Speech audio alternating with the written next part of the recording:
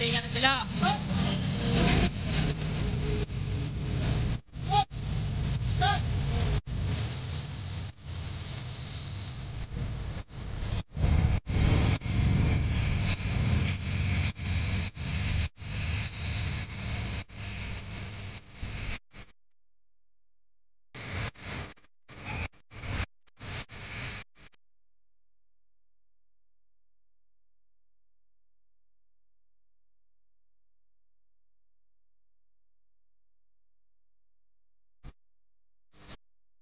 Tinulak ka. Tinulak ka. Wala na. Tinulak ka. Alam niyo nandun nagagalit. Dito kayo tatambay. No? Yan na mga kababayan. Ang tinulak na yung mga barrier nila. Wala nang nagawa yung mga tantay. Shoot.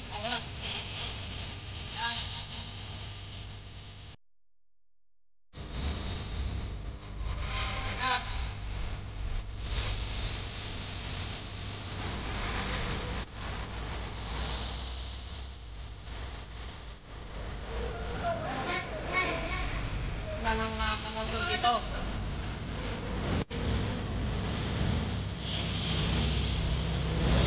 Inaluwag na kalsada.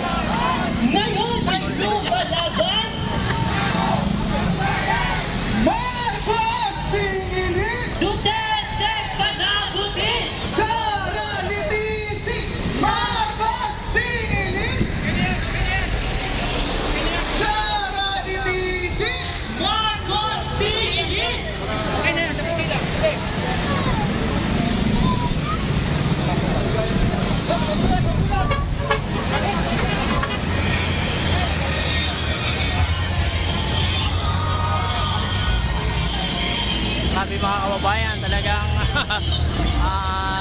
tinulak ang mga kuwan yun, ang mga barrier, ang plastic barrier ng mga relayista, no? Ang tunay na estado ng ating bayan, ito ang Primar Zona! Okay na to, okay na to. Ngayong araw, andito ang iba't ibang mga sektor. Andito ba ang mga magsasaka? Ang mga manggagawa? Nasa na ang ating mga mangisda? Parang konti ata ang tao. May palang energy ah. Baka sa dito, sunod. Ang kabataan! Ang kababaihan! Ang sangkabaklaan! Asa naman ang mga profesional? Ang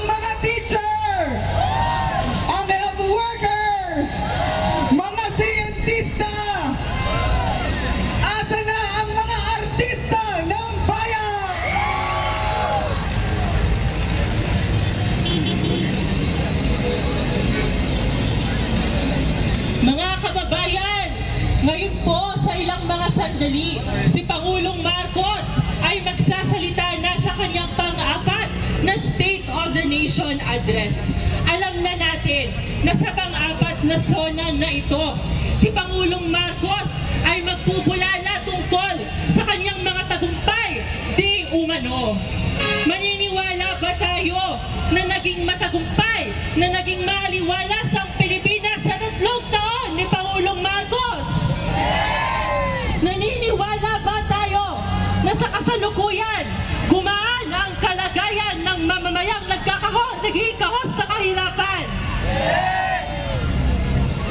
Kaya ngayong hapon mga kasama, sinsinin natin ang ating tatay, magsisimula na ang ating programa. Nire-request din po natin ang mga nasa harapan, atras po tayo ng mga 2 hakbang palikod. Ayan, sige po, maraming salamat. Hakbang po tayo palikod. Ayan, maraming salamat po. Magandang araw, Pilipinas!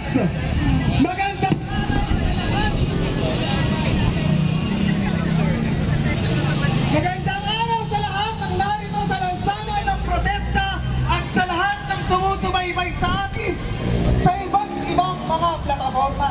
Mga kababayan, ito ang zona ng sambayanang Pilipino!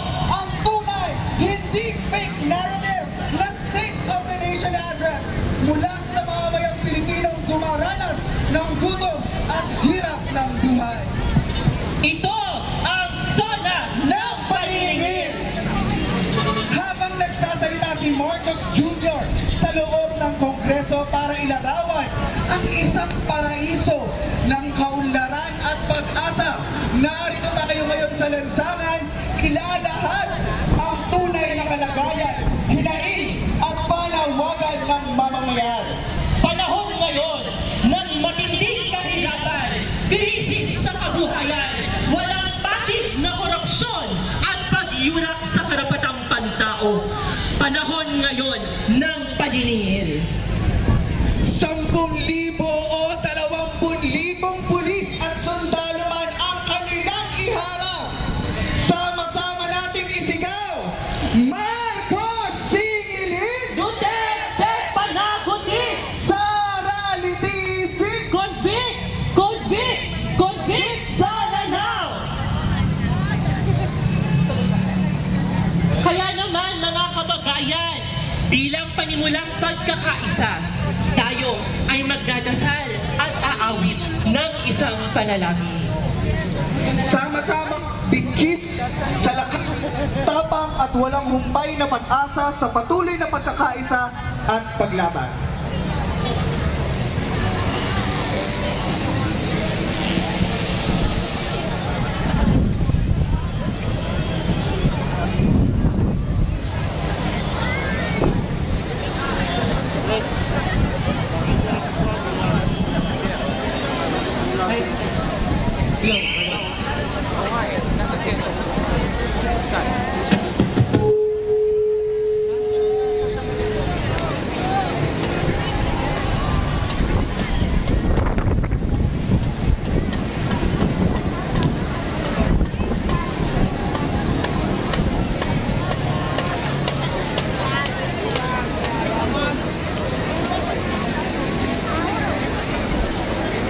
Mula mo sa sulat ng San Pablo sa mga taga-Roma, unang kabanata talata 18.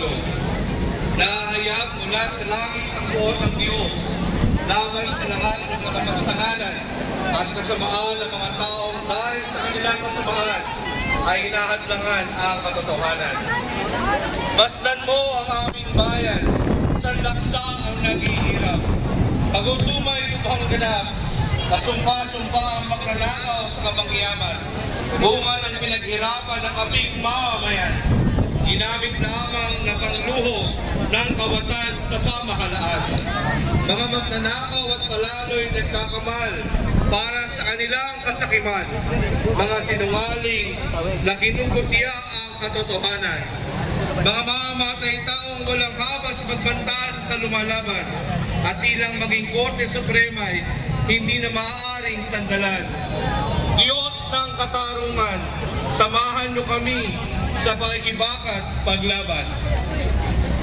Mga kawikaan 17:15, ang humahatol sa walang kasalanan at ang humahayon sa kasamaan kay Yahweh ay kapwa kasuklam-suklam. Iligtas niyo ang aming bayan mula sa masamang namumuno. Iligtas niyo ang kinabukasan ng aming bayan mula sa babaya at kurakot. Iligtas niyo ang aming mga kabataan mula sa salot ng kasakiman. Iligtas niyo ang bayan mula sa imperialista at mga kasapaat. Bigyan ninyo ng kahit kaunting ginhawa ang aming bayan. Masaksihan nawa naming mapanagot ang mga tiwali at mandarambong. Makita man lamang naming mabawi ang yamang sa amin ninakaw upang magsilbing pagkain at tulugan, gamit pag-aaral, serbisyong kalusugan. Palakasin niyo po ang kinusang kumakapit sa pag-asa at sa matuwid na paninindigan. Sa gitna ng bagyo, baha at dilubyo, mga dukhay mas lalong nahihirapan. Samantalang ang mga tiwali walang tigil sa pagdarambong. Nagsusumbong kami sa iyo, Diyos Ama, pakinggan pamuli ang sigaw ng bayan. Nasa aklat ng panagboy, ang salita ng Diyos hindi naliligid kay Yahweh. Kung naghihirap ang ating kalooban, maging ang ating karapatan kung tayo'y pagkaitan. Kung ang katarungan ay hayagang tinutuya, siguradong si Yahweh ay hindi magpapabaya. Diyos ng katotohanan, mangyari nawa ang katotohanan sa aming bayan. Huwag ninyong ipahintulot magwagi ang sinungalit kawatan. Wala na kaming tiwala at maaasahan sa mga nagkakampihang pagtakpan ng